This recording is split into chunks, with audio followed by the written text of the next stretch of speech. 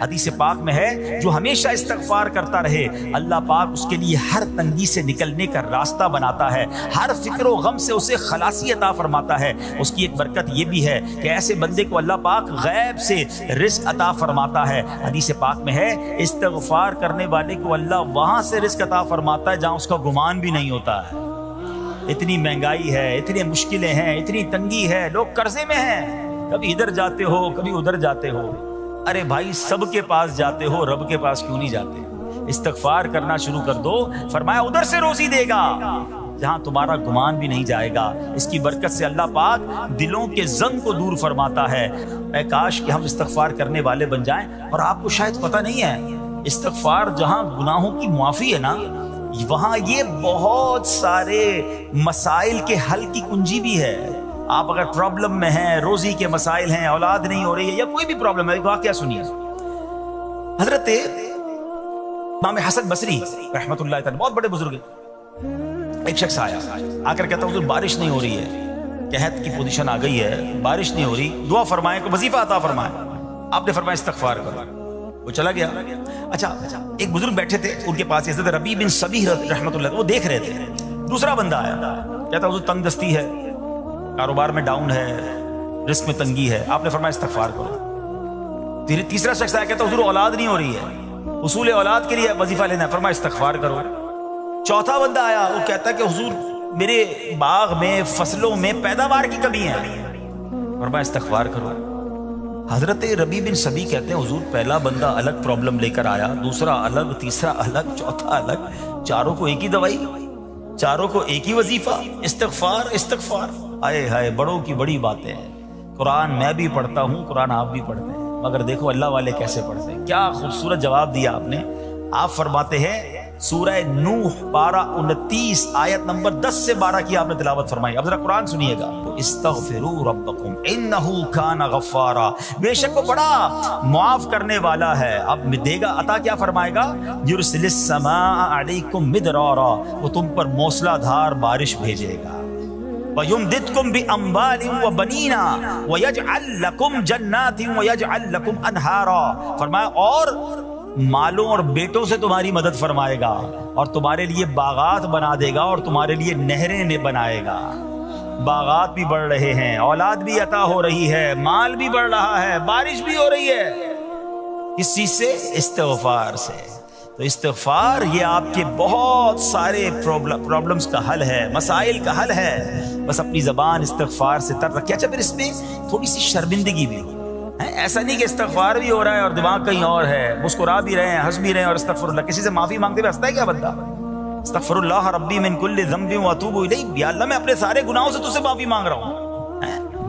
بہت سارے استغفار کے سیکھ ہیں، استغفر اللہ العظیم من کل ذنب عظیم، اے اللہ میں تجھ سے استغفار کرتا ہوں، وہ رب جو بہت عظیم ہے، اپنے سارے بڑے گناہوں سے میں استغفار کرتا ہوں۔ الگ سیغوں سے اللہ کی بارگاہ میں استغفار کریں، ہو سکے تو کبھی گناہ یاد آئیں تو آنسو بھی بہہ رہے ہوں، مگر یہ استغفار اللہ کو بڑا پسند ہے، معافی رب کو بہت پسند ہے۔ ابو اللیث سمرقندی رحمۃ اللہ تعالی لکھتے ہیں پچھلی قوموں میں ایک شخص تھا، اس نے بہت گناہ کیے تھے۔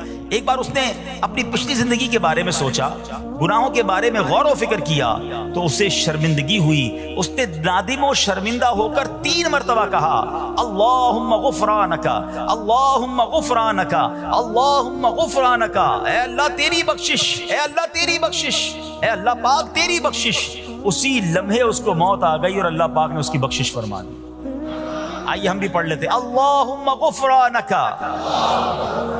اللہم غفرانک، اللہم غفرانک۔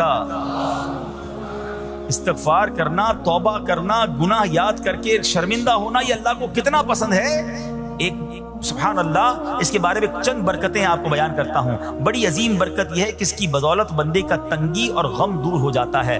آئیے پیارے اسلامی بھائیوں، اللہ کو معافی مانگنا، دل سے پکارنا کتنا پسند ہے۔ میں آپ کو ایک بہت ہی خوبصورت واقعہ بتاتا ہوں، اور یہ واقعہ ہے حضرت موسیٰ علیہ نبینا علیہ الصلوۃ والسلام کا۔ اللہ پاک نے حضرت موسیٰ علیہ نبینا علیہ الصلوۃ والسلام نے ایک بار اپنی مناجات میں عرض کیا یا اللہ یا رب۔ اللہ پاک کی طرف سے جواب آیا لبیک یا موسیٰ۔ آپ نے عرض کی یا اللہ تو میرا مالک ہے، تو خالق ہے، میں تو تیرا بندہ ہوں، ارشاد ہوا مجھے یہ پسند ہے کہ جب مجھے کوئی میرا بندہ یا رب پکارے تو میں اسے لبیک کہہ کر جواب دوں۔ اللہ فرما رہا ہے، حضرت موسیٰ نے عرض کی یا رب کیا یہ ہر مطیع بندے کے لیے ہے؟ کیا ہر نیک آدمی کے لیے ایسا ہے کہ جب تجھے وہ پکارے تو لبیک فرماتا ہے؟ سنو، اللہ فرماتا ہے ہاں بلکہ ہر گناہگار بندے کے لیے بھی ہے۔ تو حضرت موسیٰ نے عرض کی یا اللہ فرما بردار تو تیری اطاعت کرتا ہے، وہ بات تو سمجھ آ رہی ہے، گناہگار پر یہ کرم کس وجہ سے؟ اے ہائے، سنو میرے رب کیسا کریم ہے۔ فرماتا ہے اے موسیٰ اگر میں بھلائی کرنے والے کو اس کی بھلائی کا بدلہ دوں اور برائی کرنے والے پر اس کی برائی کی وجہ سے احسان نہ کروں تو میرا جود و کرم کہاں جائے گا؟ اللہ فرماتا ہے میرا پھر کرم، میری رحمت کس لیے ہے؟ برائی کرنے والا بھی، گناہ کرنے والا بھی مجھے پکارتا ہے، میں اسے بھی لبیک کہہ کر جواب دیتا ہوں۔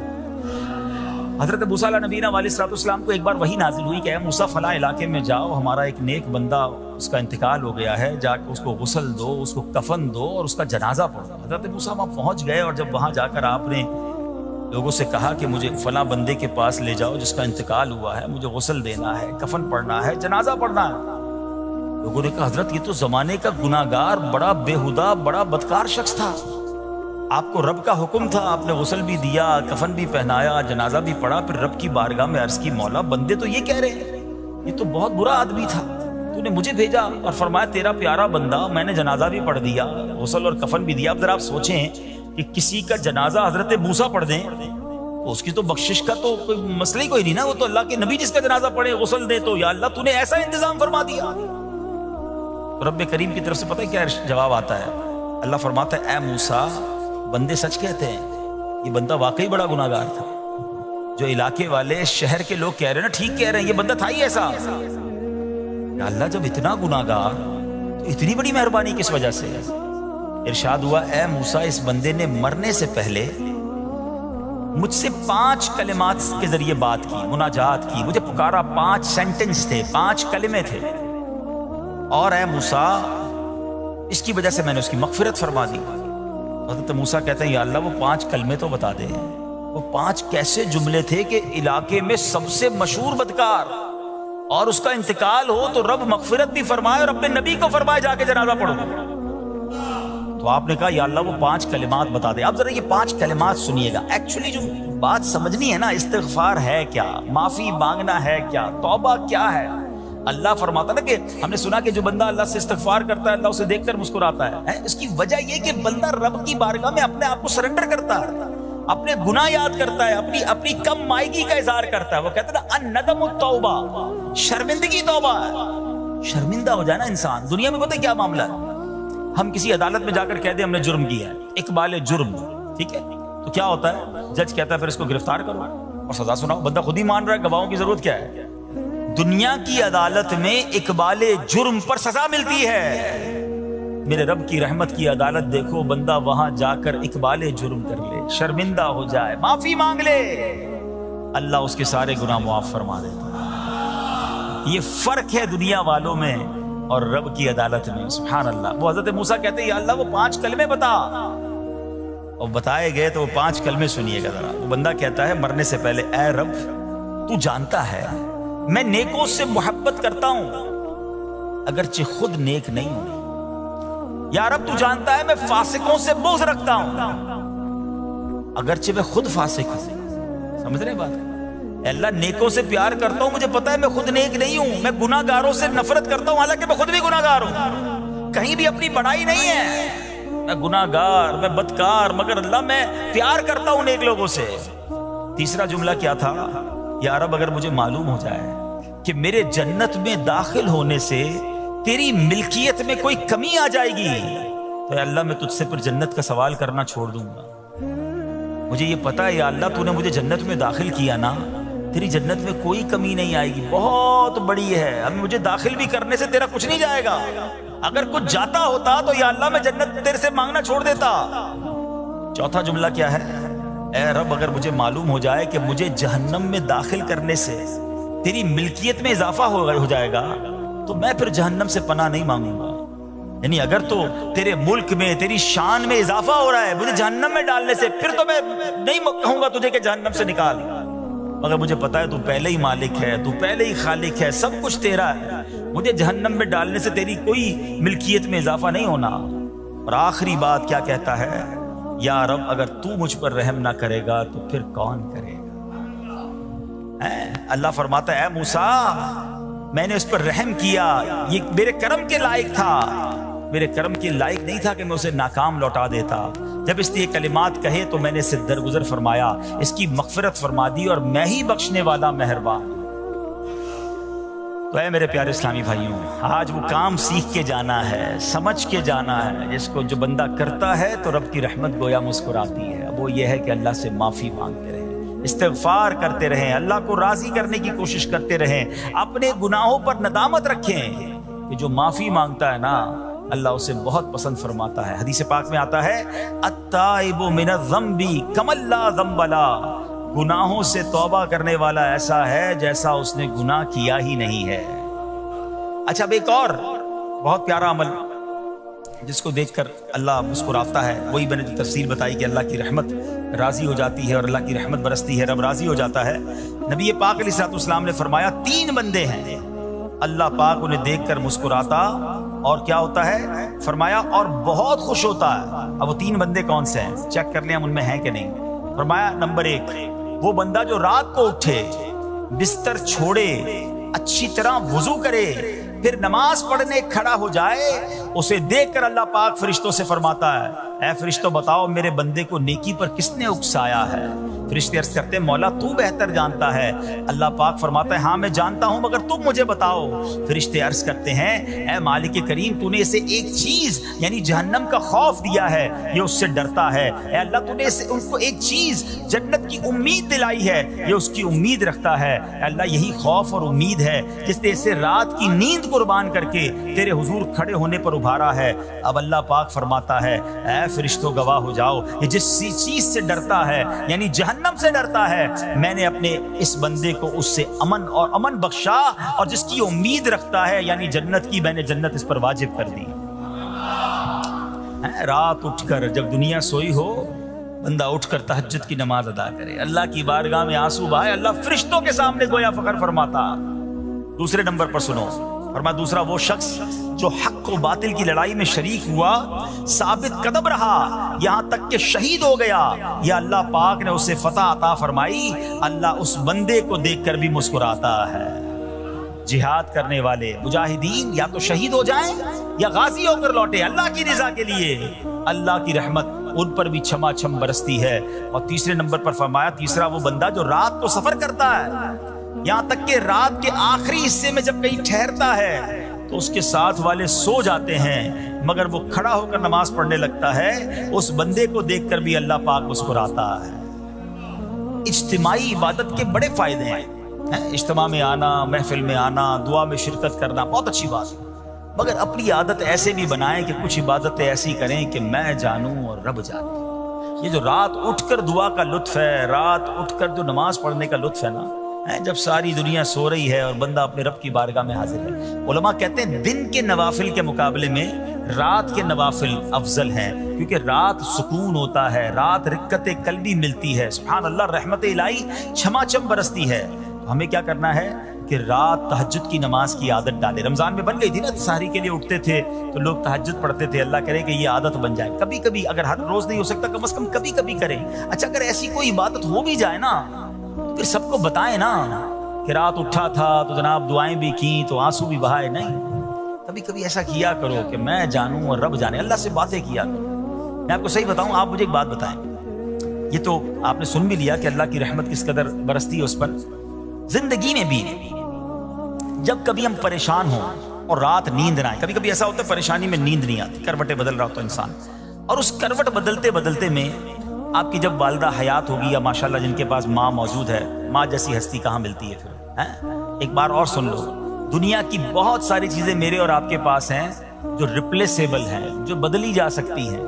موبائل فون لیتے ہیں، بڑی خوشی سے لیتے ہیں، مگر نیا ماڈل آتا ہے تو لوگ بدل دیتے ہیں۔ سواری لیتے ہیں، بڑی خوشی ہوتی ہے، مگر جب نئی سواری آتی ہے تو ریپلیس بدل دیتے ہیں، ماڈل نیا آ گیا بھائی، اب وہ پرانی لگتی ہے۔ مگر یاد رکھو ماں باپ چلے جائیں نا، اس کے بعد ماں باپ دوبارہ نہیں ملتے، ان کا کوئی نیا ورژن یا نیا ماڈل نہیں ہے۔ ہیں تو ان کی قدر کر لو، ان کی دعائیں لے لو، ہیں تو بہرحال آپ کبھی کبھی تکلیف میں ایسا ہوا ہو کہ رات کو نیند نہ آئی ہو، بے قرار ہو کر ماں کے پاس گیا، آنکھوں میں آنسو لے کر کہ ماں میں پریشان ہوں، بیمار ہوں، یا قرضے میں ہوں، یا فلاں پرابلم ہے. ماں نے کیا کیا تھا؟ کروٹ بدل کر سو گئی تھی کہ بیٹا تو جان تیرا کام جانے، یا ماں خود بھی بیدار ہو گئی، سینے لگایا اور دعا کرنا شروع کر دی؟ ہم روئے تو ماں بھی روئی. یہ ہے نا ماں. میری تکلیف، ایسا لگتا ہے کہ مجھے کبھی کبھی یہ فیصلہ کرنا مشکل ہوتا تھا کہ تکلیف مجھے زیادہ ہوتی ہے میری تکلیف میں، یا میری والدہ کو زیادہ ہوتی ہے. بیمار میں ہوں، تکلیف اسے ہے، یہ رشتہ کہاں ملتا ہے؟ مگر مجھے ایک بات بتاؤ، جب میری تکلیف پر رات نیند چھوڑ کر، بستر چھوڑ کر میں ماں کے پاس گیا، ماں نے سینے لگایا، تو اگر میں اپنا بستر چھوڑ کر آنکھوں میں آنسو لیے میری ماں سے مجھے کہیں زیادہ پیار کرنے والے رب کی بارگاہ میں چلا گیا، تو اس کی رحمت کیا مجھے مایوس کر دے گی؟ میری ماں کے دل میں جو ممتا ہے نا، وہ بھی میرے رب نے ڈالی ہے، تو رب کی رحمت کتنی ہوگی؟ تو کبھی کبھی اللہ کی بارگاہ میں رات کے اس پہر حاضر ہوا کرو. جو پرابلم ہے آپ کی، جو مشکل ہے آپ کی، آپ یقین کریں، آپ اللہ کی بارگاہ میں تہجد کے وقت رات کے آخری پہر آنسو بہائیں، دعائیں کریں، نوافل پڑھیں، پھر دیکھیں آپ کے دل کو تسلی کیسے ہوتی ہے. آپ کا ایمان تازہ ہو جائے گا، اور آپ نے دیکھا کہ ایسے وقت عبادت کرنے والوں سے رب کتنا راضی ہوتا ہے. اللہ کرے یہ بات ہمیں سمجھ آ جائے. اسی طرح عظیم صحابی حضرت عبداللہ ابن مسعود رضی اللہ تعالیٰ سے روایت ہے، پیارے آقا مکی مدنی مصطفیٰ صلی اللہ تعالیٰ علیہ وسلم نے فرمایا، ایک بندہ رات کو اٹھتا ہے، اچھی طرح وضو کرتا ہے، پھر اللہ پاک کی حمد کرتا ہے، اس کی بزرگی بولتا ہے، اپنے نبی علیہ الصلوۃ والسلام پر درود پڑھتا ہے، قرآن کھول کر پڑھنا شروع کر دیتا ہے. یہ وہ بندہ ہے جسے دیکھ کر اللہ پاک مسکراتا ہے اور فرماتا ہے، دیکھو میرا بندہ عبادت کر رہا ہے جبکہ اسے میرے سوا کوئی نہیں دیکھ رہا ہے. اللہ، یہ کاش ہمیں عادت مل جائے کہ ہم اکیلے میں عبادت کریں، انفرادی عبادت کریں، میں جانوں میرا رب جانے. کبھی تلاوت کریں، کبھی درود پڑھیں، کبھی دعائیں کریں، کبھی آنسو بہائیں. سبحان اللہ، اس کا مزہ ہی اور ہے. ہاں، کبھی ایسا ہونا چاہیے. ہم محفل میں عشق رسول کے عالم میں رو بھی پڑھتے ہیں، مدینے کی یاد ہو، نعت شروع ہو تو ہماری آنکھوں میں آنسو آ جاتے ہیں، یہ بھی اچھی بات ہے. مگر کبھی کبھی رات ایسی بھی ہونی چاہیے کہ دل میں ہو یاد تیری، گوشئے تنہائی ہو. دل میں ہو یاد تیری، گوشئے تنہائی ہو، پھر تو خلوت میں عجب انجمن آرائی ہو. کبھی زندگی میں ایسی راتیں بھی آنی چاہیے. وہ ہے نا، جاگ اٹھا اشکوں کا مقدر، عشق نبی میں روتے روتے کیسی گزری رات نہ پوچھو. کبھی کبھی ایسی رات بھی گزرنی چاہیے کہ آقا کی یاد میں آنسو بہ رہے ہوں، مدینے کی یاد میں، گھر والوں کو بھی پتہ نہ چلے. ہلکی ہلکی آواز میں کبھی نعت شریف لگا لیا کریں، کبھی مناجات لگا لیا کریں. ہم پتہ نہیں کیا دیکھتے دیکھتے سوتے ہیں. کاش انہی تصورات میں آنکھیں بند ہوں کہ میں سو جاؤں یا مصطفیٰ کہتے کہتے، میں سو جاؤں یا مصطفیٰ کہتے کہتے، کھلے آنکھ صلی علی کہتے کہتے. جو مدینے کے تصور میں سوتے ہیں نا، پھر خواب میں زیارت بھی کر لیتے ہیں. خواب کا ایک فنامنا یہ بھی ہے، آپ جس چیز کے بارے میں سوچتے ہوئے سوتے ہیں نا، عموماً گندی باتیں دیکھ کر، گندی چیزیں دیکھ کر سوتے ہیں، پھر ایسے ڈراؤنے خواب بھی آتے ہیں، انہیں ٹینشن بھی آتی ہے. فلموں میں بھی ماردار دیکھی، خواب میں بھی لڑائی جھگڑے دیکھ رہے ہیں. جو مدینے کی یادوں میں سو رہا ہے، جو باوضو سو رہا ہے، جو اللہ کا ذکر کر کے سو رہا ہے، جو نوافل پڑھ کے سو رہا ہے، پھر دیکھو خواب میں بھی کہاں کہاں کی سیر کرے گا انشاءاللہ. تو اپنی خلوتوں کو اچھا کریں، اپنے اکیلے وقت کو بھی خوبصورت کریں، آنسو بہائیں. اور سبحان اللہ، تہجد پڑھنے والوں کے چہروں پر نور بھی آ جاتا ہے. ہاں، یہ ایک الگ نعمت انہیں ملتی ہے، اللہ نصیب فرما دے. اچھا، ایک اور خوبصورت کام ہے، اللہ کریم جنہیں دیکھ کر مسکراتا ہے. فرمایا، حضرت ابو سعید خدری رضی اللہ عنہ فرماتے ہیں، رسول ذیشان مکی مدنی سلطان صلی اللہ تعالیٰ علیہ وسلم نے فرمایا، 3 بندوں کو دیکھ کر اللہ پاک مسکراتا ہے. وہ قوم جو نماز میں صفیں سیدھی کرتی ہے، اور وہ بندہ جو اللہ پاک کی راہ میں جہاد کرتا ہے. تیسرا وہ بندہ جو رات کے اندھیرے میں عبادت کرتا ہے، انہیں دیکھ کر اللہ پاک مسکراتا ہے. جہاد والی بات اور رات والی عبادت کی بات تو ہو گئی. اب اس میں نئی بات سیکھنے کو ملی، صفیں درست کرنے والی. اب روز نماز پڑھ رہے ہیں، صفیں درست نہیں کر رہے ہوتے، امام صاحب کہہ کے تھک جاتے ہیں، کاندھے سے کاندھا ملائیں، صفوں کو سیدھا کریں. صفوں کو سیدھا کرنے والوں کو دیکھ کر رب کی رحمت مسکراتی ہے، رحمت برستی ہے. اب یہ کتنا آسان کام ہے، مگر اس کی طرف بھی توجہ نہیں ہوتی ہے. یاد رکھیے کہ صفیں سیدھی کرنا یہ بڑی نیکی ہے، اور اللہ کرے کہ ہم اس پر عمل کرنے والے بنے. اور صفیں درست نہ کرنا ترک واجب، ناجائز اور گناہ ہے. سیدھی صفے نہیں کرتے، نہیں ناجائز کرتے ہیں، گناہ کرتے ہیں. صف درست نہ کرنے سے نماز ناقص رہ جاتی ہے. اور یہ بعض اوقات لوگ کہتے ہیں یار ہمیں اس نماز میں وسوسے بہت آتے ہیں. روایتوں میں آتا ہے صف درست نہ کرنا نماز میں وسوسے آنے کا سبب ہے. صفیں ٹھیک نہیں ہوگی نا، عجیب عجیب سی باتیں دماغ میں آئیں گی. کیوں؟ حدیث پاک میں آتا ہے شیطان تمہارے درمیان بھیڑ کے بچے کی طرح گھس جاتا ہے. شیطان صفوں میں گھس جاتا ہے. صف سیدھی نہ کرنے میں چہرہ بگڑنے کا اندیشہ ہے. اب ذرا غور کر لیجئے یہ کتنا ضروری ہے. قرآن کریم میں ایک سورت ہے سورہ صافات. اس مبارک سورت کی پہلی آیت میں اللہ پاک نے فرمایا والصافات صفا. ان کی قسم جو باقاعدہ صفے باندھے ہوئے ہیں.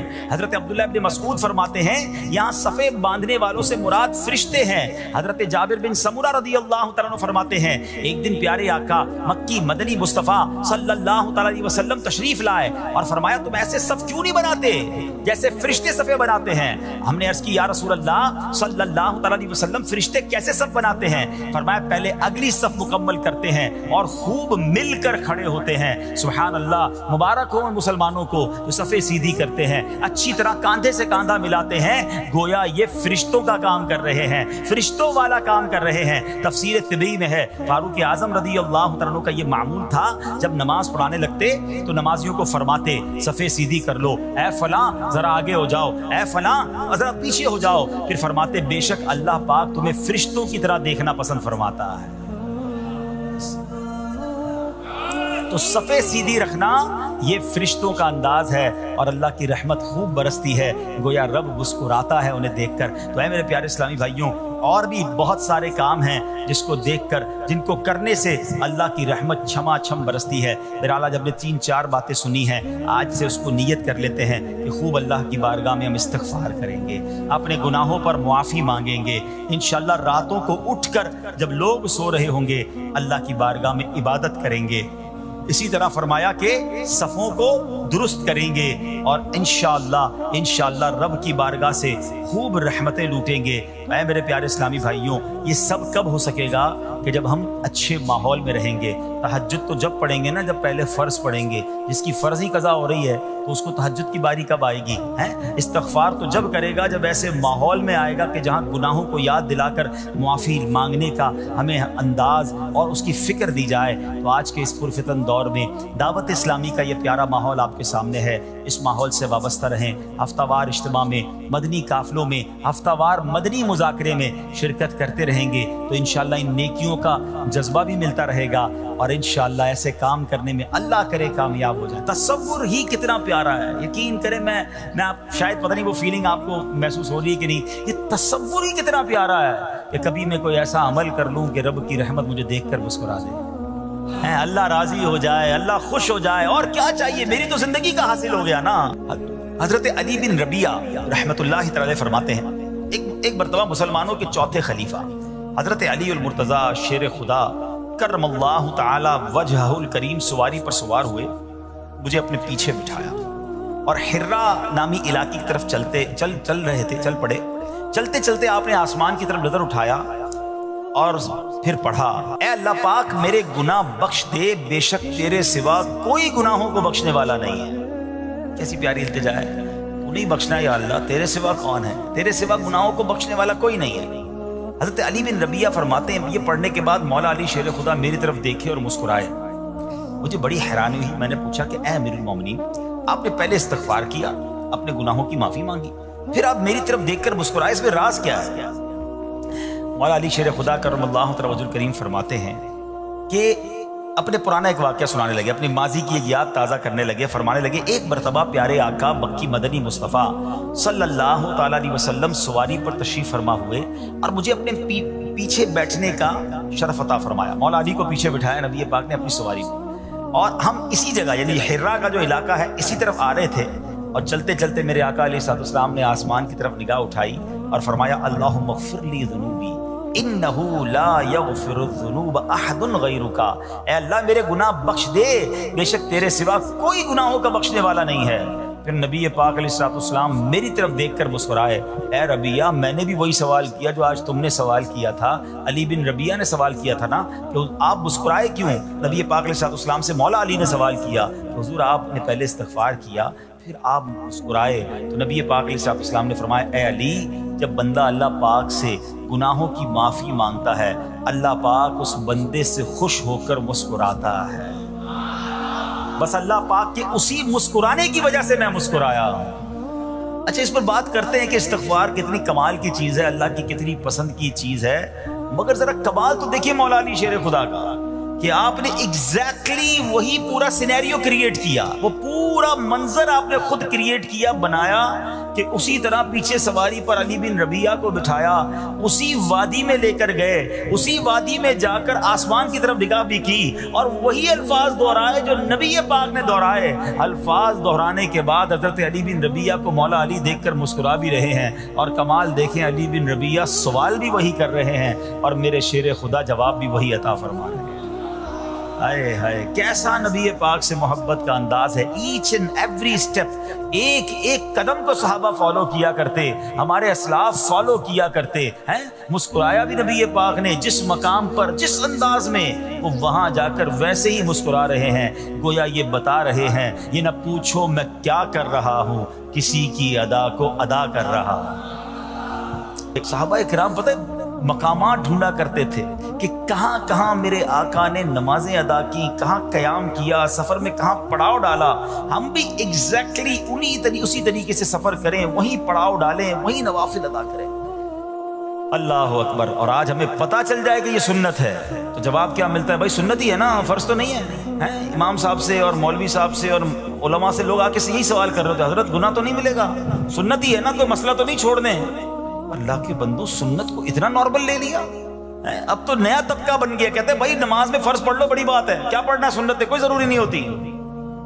کہاں سے آ گئے لوگ جو نبی پاک کی سنت سے ہمیں دور کرنے کی بات کرتے. عاشق رسول کے لیے اس سے بڑی کیا بات ہے کہ پتہ چل جائے یہ نبی پاک کی سنت ہے. میرے آقا فرماتے من احب سنتی فقط احبنی, جس نے میری سنت سے محبت کی وہ ایسا ہے جیسے اس نے مجھ سے محبت کی. اور آگے سنو, فرماتے ومن احبنی کان معی فی الجنہ, جس نے مجھ سے محبت کی وہ جنت میں میرے ساتھ ہوگا. ارے سنت پر عمل کرنا تو جنت میں جانے, اور وہ بھی نبی پاک کے ساتھ جانے والا راستہ ہے. لوگ کہتے ہیں سنت ضروری نہیں. اللہ سلامت رکھے میرے پیر و مرشد کو, اللہ سلامت رکھے دعوت اسلامی کو. قدم قدم پر سنتوں کی بات دعوت اسلامی والے کرتے ہیں. یقیناً کچھ لوگوں کو پرابلم ہوتی ہے, یار اتنی سنتوں کی بات, تمہارا بیان بھی سنتوں بھرا بیان, مدنی حلقہ بھی سنتوں بھرا, تو جناب ہر جگہ سنت کی بات. ارے غلام آقا کے طریقے کی بات نہ کرے تو کس کی بات کرے؟ ارے مولا علی کو تو دیکھو یار, مولا علی شیر خدا, ہم پنجتن کے غلام ہیں, اہل بیت سے محبت کرتے ہیں, صحابہ سے پیار کرتے ہیں. ان کو دیکھے نا, ایک ایک قدم کو, ایک ایک طریقے کو, ایک ایک انداز کو فالو کیا کرتے تھے. آپ کو پتہ ہے حضرت ابوبکر صدیق رضی اللہ عنہ کا وصال کا دن آنے والا تھا.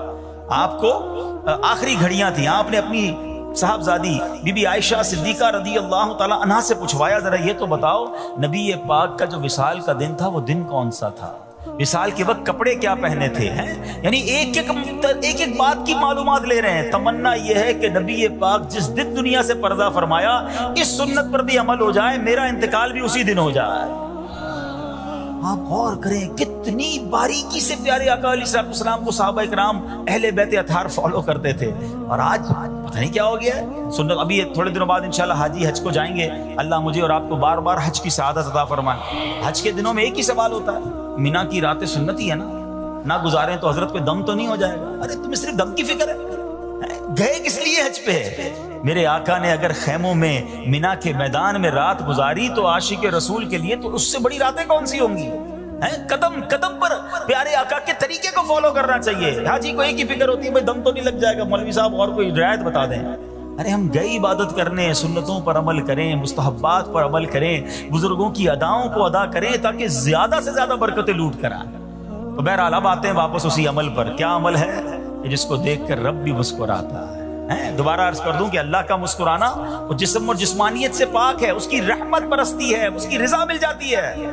اور وہ کس بات پر رضا ملتی ہے کہ جب بندہ اللہ سے معافی مانگتا ہے تو اللہ اس کے معافی مانگنے پر بہت راضی ہو جاتا ہے. سبحان اللہ, اللہ پاک ایسے بندے سے بہت خوش ہوتا ہے. کہ وجہ پتہ کیا ہے؟ وہ فرماتا ہے دیکھو میرا بندہ جانتا ہے کہ اس سے گناہ ہوا ہے اور یہ بھی جانتا ہے کہ میرا مالک بخشنے والا ہے. اللہ کی رحمت سے مایوس نہیں ہونا ہے. گناہ ہو گیا اب فوراً توبہ کرنا، استغفار کریں، سبحان اللہ، اللہم اغفر لی، اللہم اغفر لی، یہ پڑھنے کی عادت بنائیں، ٹھیک ہے؟ اور اس کے معنی بھی ہمیں پتہ ہونا چاہیے کہ یا اللہ مجھے بخش دے، یا اللہ مجھے بخش دے، اور سبحان اللہ ہو سکے تو استغفار کے اور بھی الفاظ ہیں، استغفر اللہ، استغفر اللہ، ہمارے شجرہ قادریہ طاریہ میں سید الاستغفار لکھا ہے، وہ پڑھنے کی عادت بنائیں، کم از کم 100 بار تو دن میں استغفار کریں نا۔ تو اب یہ 3-4 کام آپ نے سن لیے ہیں، اس کو عمل کرنا شروع کر دیں۔ اللہ کریم سے دعا کرتا ہوں کہ رب کریم اپنی رضا والے کام ہمیں بڑھ چڑھ کر کرنے کی توفیق عطا فرمائے۔